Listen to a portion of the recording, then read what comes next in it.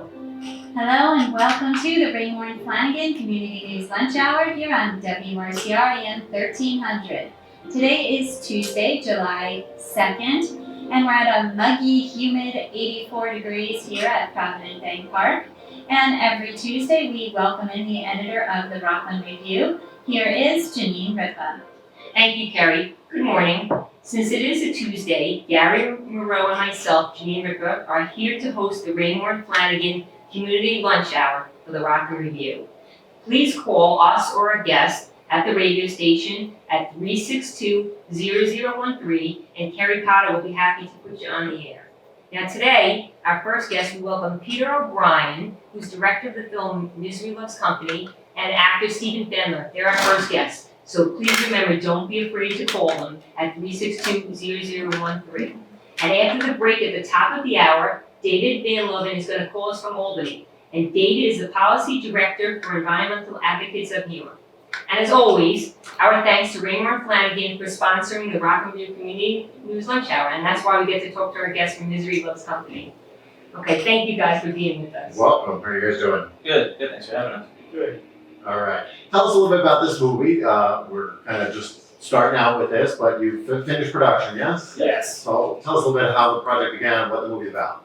The project began in 2003. That was when I first started writing the script. I was 19 years old, and my entire life I had been a fan of film, and I studied it growing up. Watching behind the scenes and listening to commentaries, reading articles, reading about the history of film and cinema. So at 19, I just got tired of watching other people do it, and I wanted to try myself. So I started working on this story. And I knew that I wouldn't have a Hollywood budget, so I tried to make it as feasible as possible, small, low-key, but still ambitious enough. And 2003, January to April, I wrote the first draft, and then got sidetracked with school. 2006, did a revision, got sidetracked with work. In 2007, I did another film, a feature-length documentary called Rip House 151 Could Have Been Some Wannabes, which is a documentary on the Rockland County music scene.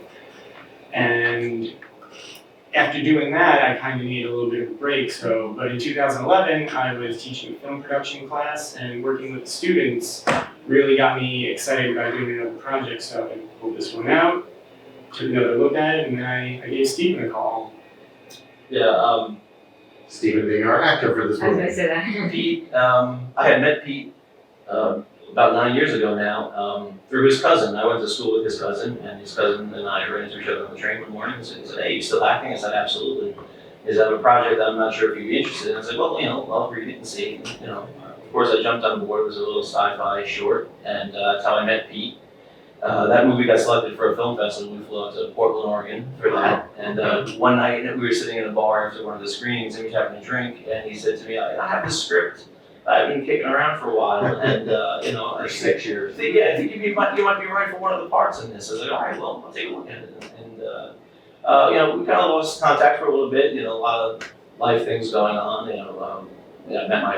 met my wife, and eventually got married and moved into a house, and then out of the blue, I get an email from Pete. He's like, hey, you still acting? You still doing this whole thing? I said, yeah, I'm still trying to go at it. So he's like, remember that script I was telling you about way back in 2004? It's like, I actually have the copy you gave me still, so I held on to it. And he's like, all right, let's meet and talk about it. And we had a meeting, and that's it. Took it from there. And since it's low budget, who held the camera for you? Oh, yeah. Well, we did have a really small crew. It was, no more than 3 to 5 people at any given time.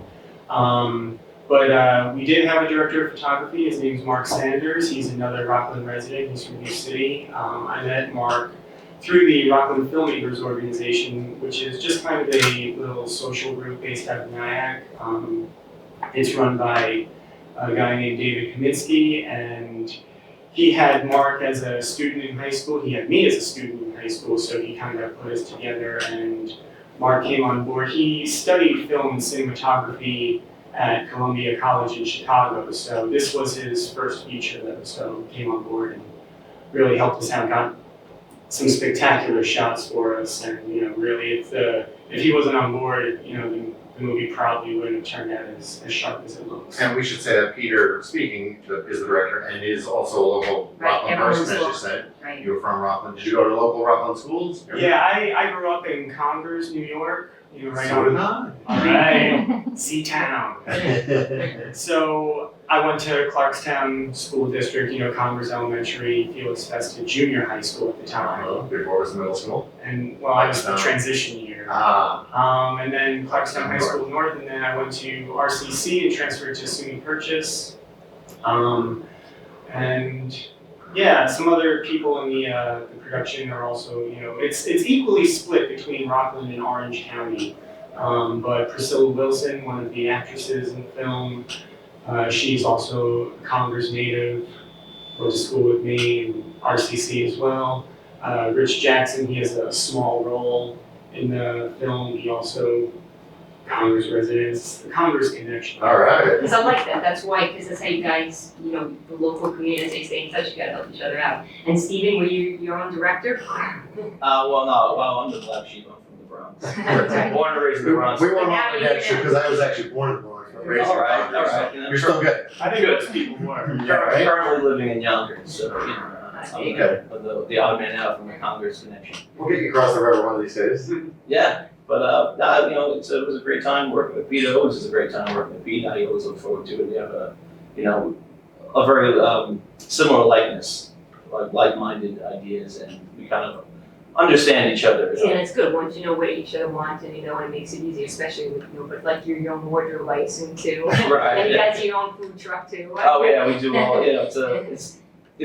It's a good experience to have, especially if you want to get into acting. The more independent film you have under your belt, you get a real appreciation of what actually goes into a movie. As you go on, you start to work on some bigger projects, and you kind of really appreciate everyone's contribution, whether it be in costuming, whether it be in something as simple as bringing somebody food. You really appreciate not having to worry about that whole that whole side of things. You just want to focus on your job and what you're supposed to be working on. That's the acting in the project. So. And we'll get back more to the production itself, but we should probably talk a little bit just about what is the movie, what is it about?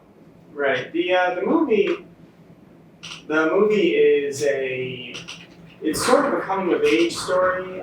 It's a story about personal growth, emotional growth, and understanding, but it's disguised kind of as a dark romantic comedy. So that would be the genre, would be romantic comedy, but the story itself, you follow the protagonist through his, journey, through his, basically his character arc. So the movie begins with, I'm not giving anything away here, if you watch the trailer, you'll see a segment of it.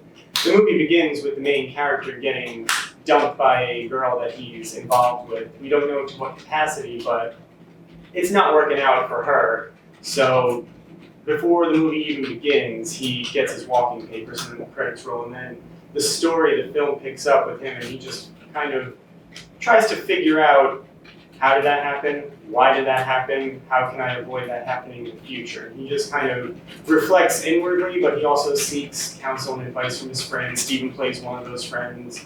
And he gets advice from coworkers, friends, colleagues, but there's also the introduction of this new female character in his life that gets him really reflecting on his decisions in the past. So, Steven, did you know the other actors that you were working with?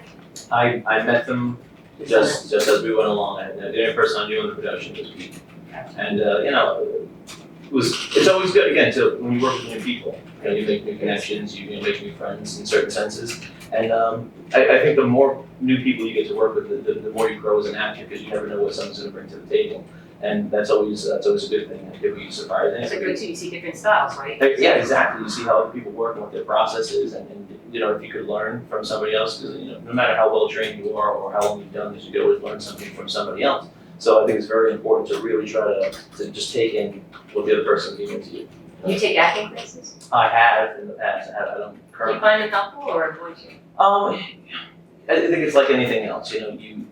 It's same as what you bring to a role. You can prepare, you can study, you can read up, and you can learn. But then at the end of the day, you really have to put your own mark on it, your own stamp, or your own flair to it. Add something of yourself.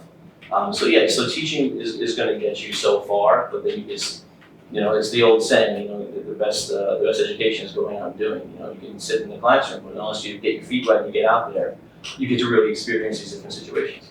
Yeah, on that note, I mean, a lot of the people involved in the production this is their first film, their first production. A lot of the actors were just people I knew who I felt fit the role, and they came in.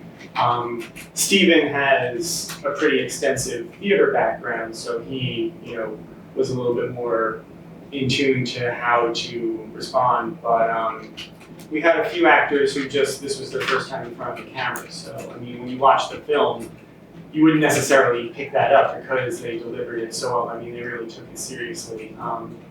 We did even hold auditions for some parts. The female lead, character's name is Veronica, but she's played by Carly Ballister, who's a Hudson Valley resident. We got her, she's originally from Saugerties, and now she's down in New York City doing great things. But yeah, everybody just, all different levels of experience. But I mean, essentially it was one giant collaboration. Everybody walked away with something new from it. And how long was your shoot? We shot for about 17 days. I had 17 days on the schedule. And we lost a day or two here or there for one reason or another. And then we did a couple of days of pickups, throughout the following months when I started editing and putting everything together. It's like, oh, we need a shot of this. Oh, we got to get the other side of this scene. Oh, we missed this, or this footage got lost. So. Any problem getting locations? Yeah, one of the biggest challenges on making the film, we needed a movie theater because the main characters, myself and Steven, we work as projectionists in a movie theater. So we needed a movie theater that would allow us to film in the lobby, in the office, and especially in the projection booth. And they need to have a projector, not a digital, because it's one of the themes of the film. And I searched and contacted, several theaters throughout the Hudson Valley. And finally, like 3 days before shooting, my assistant Elaine Lynch, she got a hold of Mr. Nelson Page at Majestic Star Entertainment. He owns the Lafayette Theater in Suffolk. Oh, Okay. And he has another theater in Middletown, New York, the Paramount. So she got in touch with him. He was very sympathetic to our project, and he let us in there. He gave us free reign of the place, and we did all of the theater stuff in about 3 days. I planned everything, and we were there from morning to night, and that was it. So I did lose 11 pounds. Wow. While You're filming. not clean. Yeah, I can't really afford to lose too much.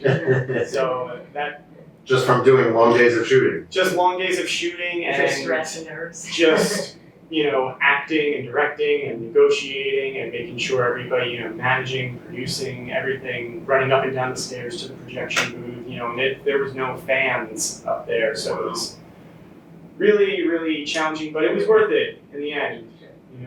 Not the way you want to go about losing weight, though. Okay, But we're gonna it's effective. So we're gonna take a break, and then we have some music from the soundtrack we're gonna introduce. One of the actors and the writer, producer, everything else from Misery Loves Company, and they're gonna introduce. We have some music from the soundtrack, so they're gonna tell us about that. Yeah, the soundtrack is all primarily local artists. As I said before, the previous film I did, Brick House 151 Curtains and Wonkies, it's about the Rockland County music scene. So in doing that project, I got to meet a lot of local musicians, and I just kept in touch with them. So when it came time to do this project, I didn't want to have to spend $15,000 to license, a Billy Idol song. I know people who can write songs just as well, and they're local. So they were very enthusiastic about contributing. So Steven actually has a song on the soundtrack. My wife contributed 4 of her songs and co-wrote the score with me. Weird House has some songs in there as well, and The Horse You Rode In On. A lot of Rockland bands, but as I said earlier, there's also Orange County bands as well because it's kind of a joint venture. Troublebound, they're based out of Long Island, but they're located in Orange County right now, and their song is in the trailer. It's It Don't Matter. And while we were filming, we actually got to shoot a music video for the song too. Oh, The soundtrack and the band. So if you go online, you can check Troublebound. It Don't Matter. It'll come up. And Steven, your song's on the soundtrack too? Yeah, it's a song I recorded probably 8 years ago with my band that's currently not together. But yeah, I like to dabble in music and nothing's not as serious as my acting. My focus is on the acting, but as a fun little hobby, I like to do some music. So my old band, the Snow Domes, they have a song on the soundtrack. So it was fun just to be able to contribute in that end also. He's like, you know any bands? I'm like, well, I've got this song that I did a couple of years ago. If you want to use it, you're free to use it. Wow. Was it tough to narrow down, like, let's say you've all these songs you, because I was gonna ask you, just like myself, I'm the only editor, you know, you look at something like, who else did you ask other people to, let's say, look at the clips or the sounds, get some advice, you know, which I edit? Well, 2016. during the editing process, there were parts where I knew I wanted music or I needed music, and there was actually one instance, there's a very pivotal scene, it's a very emotional scene, and I needed a song for it, but I couldn't find the right song, and everybody I was asking, like, nobody had a song that fit the tone of this particular scene, so I turned to my wife and I said, I need a song. And 2 hours later, she came up with a song. Wow. It's on the soundtrack sampler. It's called Wrong Time. And the demo of it is also online. If you go to YouTube, you can find it probably, but we'll post it on Facebook later. Okay, good. Now, getting back to the shooting, you mentioned the movie theater, but you also shot at some other local locations. Yeah, we filmed probably 50-50 between Rockland and Orange. So the theater was in Orange County, the apartment set was in Orange County, but we filmed at D&D's Restaurant and Pub off of Main Street New City, New York. Yeah. I know the owners incredibly well. They are splendid, lovable, adorable people. It's actually my sister. So I went to her and I asked, like, I'm working on this project and I need this set. And the great thing about D&D's is it's set up like a horseshoe. So on one side you have a restaurant, on the other side you have a bar. So we were able to go into the restaurant side after hours and film the band. We filmed with the band first, got them out of the way, and that's when we shot the music video footage. We reset, we did a couple of scenes in the restaurant, and then after the bar closed, we moved over to the bar set and did a couple of scenes, and we were there all night. I got there at 9 p.m. and I left at 9 a.m. Oh my gosh. So it was an all-nighter of filming, and sometimes people were just taking a nap, relaxing, but I mean, as the director and the protagonist have to be on all the time. So that's where some of those 11 pounds went Wow. on that night. And aside from obviously you have to be organized stuff, but did you film, you didn't probably film in sequence, right? You just did it when you could have video availability, like the Lafayette Theater or D. Yeah, the Paramount Theater. I did I made the schedule, so I just grouped all of, we did all the theater stuff, 3 days in a row, and then we moved to the Two Alice's coffee shop in Cornwall on Hudson, New York. We did a day of filming there for the opening and closing scenes, and then we moved into the apartment set in Chester, New York, and we were there for the rest of the week. And then the following week, we were in Rockland, so we did D&D's, and then we did some filming in Rockland Lake up on Hook Mountain overlooking the Hudson River, and the trail up there, which, if you've never done it, it's worth your time. It's a hike, especially with some film equipment and some smokers, but we made it, and it's all on film. You can see some shots in the trail, and then we also have a behind-the-scenes video online as well, where you can see us setting up shots there, a clip of one of the finished scenes. And things like this, like let's say when you're into plan stuff, do you have to get permission up front, or can you just go because you're a small little thing? And we really took the guerrilla approach to filming some of these scenes, Smart especially guys. in That's what I was gonna say, yeah. the public area. I did ask for permission at certain places and times, but other times, the red tape, it wouldn't be worthwhile. We'd be relegated to filming in, our basement. Right. It's not a play, it's a movie.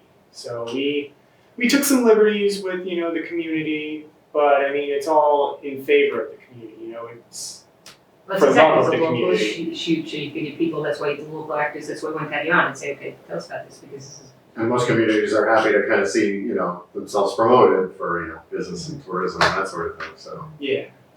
Tell us about the release of Misery Loves Company. Right now the film I submitted to the Woodstock Film Festival, which is a Hudson Valley Film Festival. So right now that's our goal, that's our hope, that's our dream, that it will premiere there in the Hudson Valley for the audience and the community that inspired the project. When's that festival? The festival is in October. It's, I believe, the first or second week of October, so we won't know until September. I But was gonna ask you, so you have no way to know, right? yeah, so we're just kind of crossing our fingers, crossing our eyes, crossing our legs, hoping to, that comes through. Aside from that, David Kaminsky and the Rockland filmmakers, they are organizing. They want to sponsor a screening sometime after that, so we wouldn't lose the premiere status of the Woodstock Film Festival. So. Again, all this news will be breaking on the film's Facebook page, but if it doesn't get into Woodstock, then the film will more than likely play in October, probably at the, it's looking like we're headed towards the Lowe's Theater in the Palisades Mall. Okay, we're gonna thank Raymore Flanagan one more time, and then Steven and Peter are gonna give us their information. What do you want us to have? You still have like 7 minutes, which is still on. You're gonna make sure you give your Facebook pages and stuff like that, give us some information. Great, tell me funny or interesting stories from filming. Just I know, like there's- surprises, funny Did you get things. stuff right in advance, or did you guys do call on stars? When You it took a charge started, of, you didn't charge of the property at the theater, right? it was the Paramount. So, were there other shooting stories you want to tell or fun Yeah, we things? have answers for everything. Okay. So whatever you want to throw us. I know where we're at. I just let it go. Okay.